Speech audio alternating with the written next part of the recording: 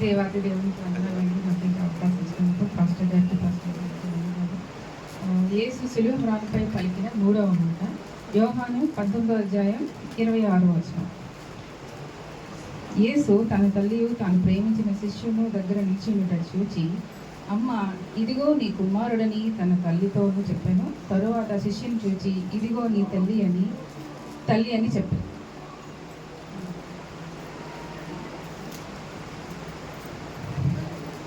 యేసు గెత్సెమనే తోటలో ప్రార్థన చేసి చాలా ప్రయాసపడ్డారు. ఎలాగైనా సరే ఈ క్షణం అంటే ఈ సమయం ఈ పీరియడ్ అంత తొందరగా గడిచిపోయేలాగా, లేదంటే తప్పిపోయేలాగా, అంటే తనకి చావు రాబోతుందని ముందే లిఖించబడి ఉంది. రాబోతున్న గడియలు దగ్గర పడుతున్నాయి. ఆయనకి ఇప్పుడు జనరల్గా ఎవరైనా సరే మనకి ఏదన్నా నష్టం కలిగిపోతుంది, లేదంటే దెబ్బ తగిలిపోతుంది అని ముందే తెలిస్తే ఎంత భయపడతాం మనం. ఆయన కూడా అదే భయంతో ఉండి ప్రార్థన చేస్తూ చాలా సఫర్ అయ్యాడు. తర్వాత శిలువ మ్రానుపై ఆయన శిక్ష తొడతో కొట్టడము, ముళ్ళ కిరీటం పెట్టడం, నీకులు కొట్టడం, ఆయన ఎంత స్ట్రెస్ ఫీల్ అయ్యారంటే చెమట కూడా రక్త రూపంలో బయటకు వచ్చింది. అదొక సైన్స్లో ఒక వ్యాధి, పేరు సైఫ్గా నాకు తెలియదు. కానీ ఎప్పుడు చెమట రక్తంలో మారిపోతుంది అంటే ఓవర్ స్ట్రెస్. జనరల్గా స్ట్రెస్ వస్తేనే షుగర్, బీపీలు ఇవన్నీ వస్తాయి. అలాంటిది చెమటే రక్తంలో మారి ఆయన కారుతుంది. ఆయన బల్లెంతో పొడిచినప్పుడు లోపల ఉన్న రక్తం వాటర్లో అయిపోయింది. సో రివర్స్ అయిపోయింది. అంత స్ట్రెస్లో ఆయన ఉంటుండగా కూడా ఆయన కింద ఉన్న తన తల్లిని, తన శిష్యుని చూసి తన తల్లి ఒంటరిగా అయిపోయింది, ఎవరికైనా అప్పచెప్పాలి అని చెప్పి ఆయన బాధ్యత, లోక సంబంధమైన బాధ్యత, తల్లి బాధ్యత తీసుకోవడానికి ఒక కుమారుడికి అప్పచెప్పి వెళ్దామని చెప్పి ఆయన యోహానుతో చెప్పారు. ఎందుకు? ఆయనకి ఆల్రెడీ లోక సంబంధమైన సహోదరులు ఉన్నారు, తల్లి ఉంది, సహోదరులు ఉంది. అయినా సరే ఆయన తల్లి ఒంటరి అయిపోయిందని ఎందుకు ఆయన శిలువ మీద ఉండి భయపడి బాధపడ్డారంటే ఒకసారి వాక్యాలు చూద్దాం.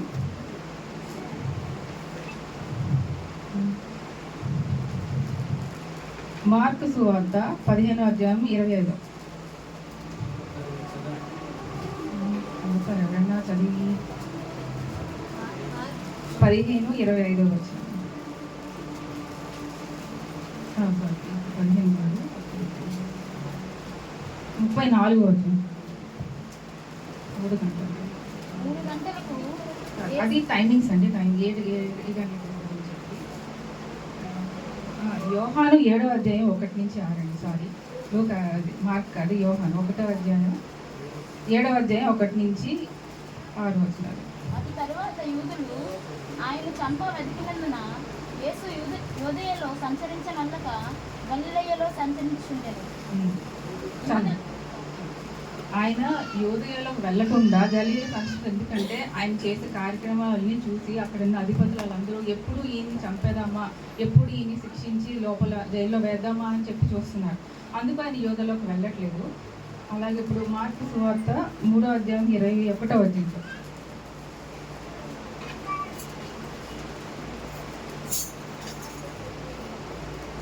ఎవరైనా చదువు వినిపిస్తారా? మార్కు 3వ అధ్యాయం 21. ఆయన ఇంటి వారి సంగతి విని ఆయన మతి చలించి ఉన్నదని చెప్పి ఆయనను పట్టుకొనబోయేది. ఇది ఎప్పుడంటే ఆయన శిష్యుల ప్రజలందరితో వాక్యం చెప్తున్నప్పుడు ఆయన ఇంటి వారి సంగతి తెలుసుకుని ఆయన తీసుకెళ్ళిపోదామని వచ్చారు. ఎందుకు? ఆయన చేసే కార్యక్రమాలను చూసి, అంటే 3 దినాల్లో నేను ఇది దేవాలయాన్ని పడగొట్టి లేపుతాను, ఇంకా ఆయన అద్భుత కార్యాలు చాలా చేశారు. ఇవన్నీ చూసి ఆయన ఇంటి వారే ఆయన మీద నమ్మకం పెట్టుకోలేదు. అంటే ఈయన అధికారులకి వ్యతిరేకంగా వెళ్తున్నారు అని చెప్పి ఎలాగైనా సరే ఈయన్ని తీసుకెళ్ళిపోదాం ఇక్కడి నుంచి, మన కుటుంబం మొత్తం మీద కూడా శిక్ష వస్తుందేమో అని భయపడి ఆయన ఇంటి వారే తల్లితో సహా సహోదరులు కూడా వచ్చి ఆయన్ని తీసుకెళ్ళిపోదామని చేశారు. అలాగే ఒక సందర్భంలో వాళ్ళ సహోదరులు ఏమంటారంటే, నువ్వు ఇక్కడ ఎందుకు చేస్తున్నావు? ఎవరైనా అద్భుత కార్యాలు చేయాలంటే దాగుండి చేయకూడదు, బయలుపరచాలి. సో నువ్వు గలిలయకి వెళ్ళి చేసుకో అని చెప్పి సహోదరులు కూడా అక్కడికి వెళ్ళిపోమన్నారు. అక్కడికి వెళ్తే ఆయన చనిపోతారని తెలిసి కూడా సహోదరులు అక్కడికి వెళ్ళమన్నారు. దీని రిఫరెన్స్ కూడా ఉంది 31-35 మార్కు సువార్త. ఆయన సహోదరులను తల్లియు వచ్చి వెలుపల నిలిచి ఆయన్ని పిలువనంపి జనులు గుంపుగా ఆయన చుట్టూ కూర్చుంది. వారు, ఇదిగో నీ తల్లియు నీ సహోదరులను వెలుపల ఉండి నీ కోసం వెతుకుచున్నారని ఆయనతో చెప్పగా ఆయన, నా తల్లి నా సహోదరులు ఎవరని తన చుట్టూ కూర్చున్న వారిని కలియ చూచి, ఇదిగో నా తల్లియు నా సహోదరులను దేవుని చిత్తము చొప్పున జరిగించేవాడే నా సహోదరుడును నా సహోదరియు తల్లియు అని చెప్పాను. ఆయన ఇంట్లో వాటిని వెయిట్ చేస్తున్నారు బయట అని తెలిసినప్పుడు మనం అయితే వెంటనే వెళ్తాం వాళ్ళ కోసం. ఆయనకి స్పెషల్ ట్రీట్మెంట్ ఇస్తాం, లేదని సపరేట్ కూర్చోబెడతాం, కూర్చొని పెడతాం. అలాంటిది వాళ్ళ ఇంటి నుంచి తల్లిని సహోదరులు వచ్చినప్పుడు కూడా ఆయన ఏమన్నారంటే, వాళ్ళు నా ఇంటి వారు కాదు, నా చుట్టూ ఉన్న వాళ్ళు ఎవరైతే నా తండ్రి చిత్తాన్ని నెరవేరుస్తారో వాళ్ళే నా సహోదరులు తల్లి అని చెప్పి ఆయన మనసు విరిగిపోయింది వాళ్ళ ఇంటి వారి మీద.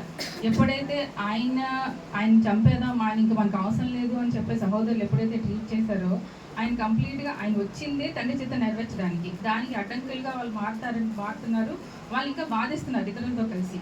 సో ఆయన కుటుంబం నుంచి వేరైపోయారు 30 సంవత్సరాల తర్వాత. 3.5 సంవత్సరాలే ఆయన చేసింది పరిచర్య. 30 సంవత్సరాలు ఆయన కుటుంబ బాధ్యతను పోషించారు. యోసేపు చనిపోయిన తర్వాత తల్లిని సహోదరులందరినీ 30 సంవత్సరాలు పోషించి బయటకు వచ్చిన తర్వాత కూడా వాళ్ళు ఆయన సొంత కార్యక్రమాలు చేసుకోవడానికి అడ్డంకగా ఉన్నారు. సో లాస్ట్కి ఆమె తల్లి ఎప్పుడైతే తన కుమారుడు చనిపోతున్నాడు, సిలువ వేస్తున్నారని తెలిసిందో పరుగున వచ్చింది మరియమ్మ. సో అప్పుడు కుటుంబం నుంచి ఆవిడ బయటకు వచ్చేసింది. సో అప్పుడు గవర్నమెంట్లో ఎవరికైనా ఇలాంటి శిక్షలు పడితే, సిలువ శిక్ష పడితే ఆ కుటుంబాన్ని వెలేస్తారు, లేదంటే దూరంగా చూస్తారు. అప్పుడే కాదు, ఇప్పుడు కూడా అంతే. ఒక కుటుంబంలో ఎవరైనా జైలుకి వెళ్ళినా, ఆ కుటుంబంలో ఏదైనా తప్పు చేస్తారని అందరికీ తెలిస్తే ఊళ్ళో ఉన్నందరూ వెలేసేస్తారు, వాళ్ళతో మాటలు తగ్గించేస్తారు, వాళ్ళ మీద నమ్మకం పోతుంది, గౌరవం పోతుంది మెయిన్ ఫస్ట్.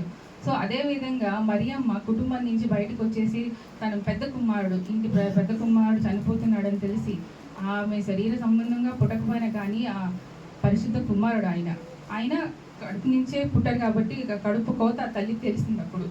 సో వెంటనే పరుగుని వచ్చి ఇంకా ఏడుస్తుంది, నా కుమారుడు చనిపోతున్నాడు అని చెప్పి. ఆ బాధలో ఆవిడ పక్కన శిష్యుడు యోహాను కూడా, ముందు అందరు శిష్యులు పారిపోతారు ఎప్పుడైతే ఈయన పట్టుకున్నారు, కానీ యోహాను మళ్ళీ తిరిగి వచ్చారు.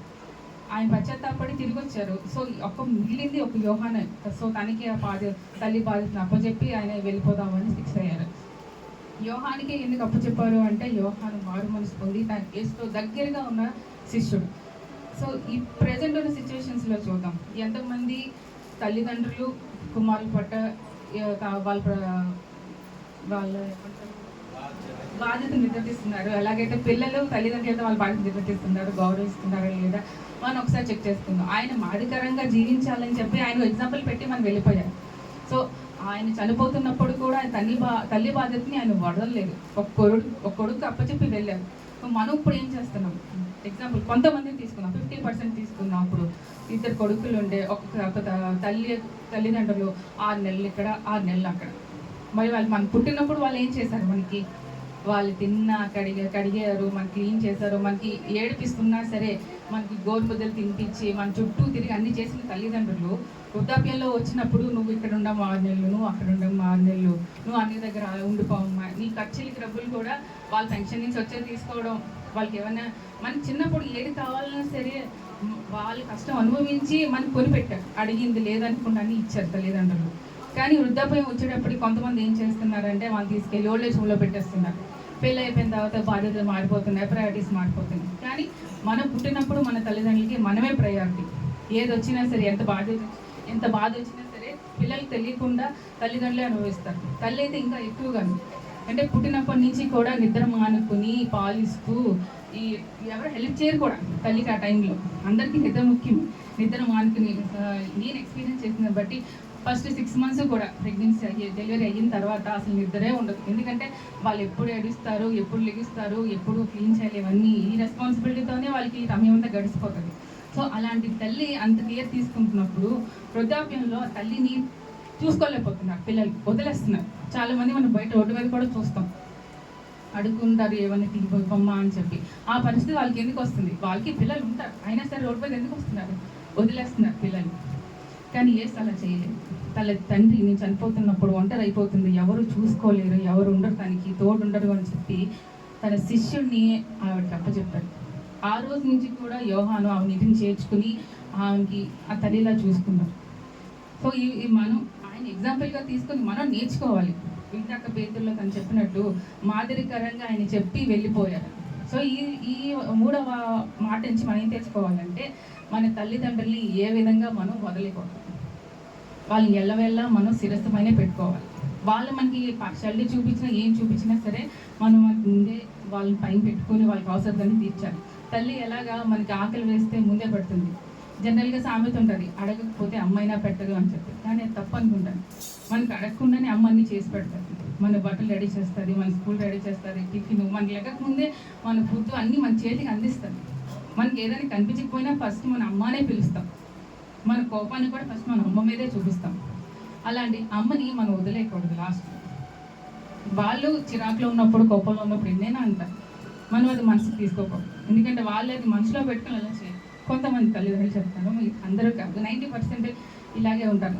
పిల్లల్ని ఎంతో ప్రేమిస్తారు, ఎంతో ప్రేమించి నవమాసాలు మూసి కానీ పిల్లల్ని వాళ్ళు వదిలేరు. జనరల్గా తల్లిదండ్రులు కూడా చూస్తాం, పిల్లల్ని తిడతారో కొడతారు, వదిలేస్తారు కూడా. కొంతమంది వాళ్ళ స్వార్థం చూసుకుంటారు. అలాంటి వాళ్ళ కోసం నేను మాట్లాడలేదు.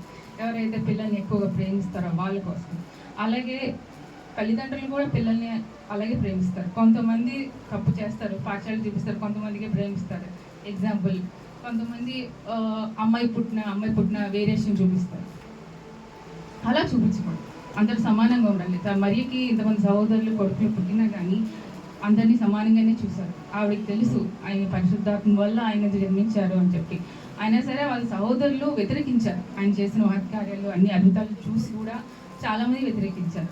ఎదురుగా ఉంటున్నా సరే ఆయన వ్యతిరేకించారు. ఇదంతా లిఖితం అయ్యి ఉంది, ఆల్రెడీ జరుగుతుంది ఇలాగే అని చెప్పి. ఆయన చనిపోవడానికి ఇదంతా ఒక మార్గం. ఆ మార్గంలో ఆయన వెళ్తున్నప్పుడు ఇలాంటి వ్యతిరేకత వస్తాయని తెలిసి కూడా ఆయన బాధలు అనుభవించి ఎందుకు చేశారంటే మన పాపాలన్నీ క్షమాపణ అయిపోవాలి, మన శిక్షా విధిలోకి మనకు వెళ్ళకూడదని చెప్పి మన పాపాలన్నీ ఆయన మీద వేసుకుని వెళ్ళిపోయారు. సో ఆయన తండ్రి చిత్తాన్ని నెరవేర్చారు. అలాగే కింద భూలోకంలో తల్లి రెస్పాన్సిబిలిటీ కూడా నెరవేర్చారు, వదిలిపోకుండా వెళ్ళాలి అని చెప్పి.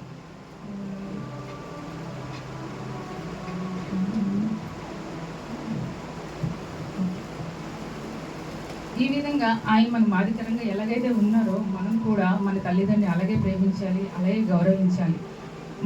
మన చిన్నప్పుడు మన తల్లిదండ్రులు ఎలాగైతే మనకి అన్నీ సమకూర్చారో, మనకి అన్నీ అడగకుండానే ఎలాగిచ్చారో, పెద్దవాళ్ళు అయిన తర్వాత, ఒక వయసు వచ్చిన తర్వాత, అంటే మన సెటిల్ అయిన తర్వాత వాళ్ళు ఇంకా చూసుకునే స్టేజ్ వాళ్ళకుండదు. ఏదో వాళ్ళ వయసు ముగిసిపోతుంది, వాళ్ళు మర్చిపోతూ ఉంటారు. వాళ్ళకి ఏది కావాలన్నా సరే అడగడానికి మొహమాట వచ్చేస్తుంది.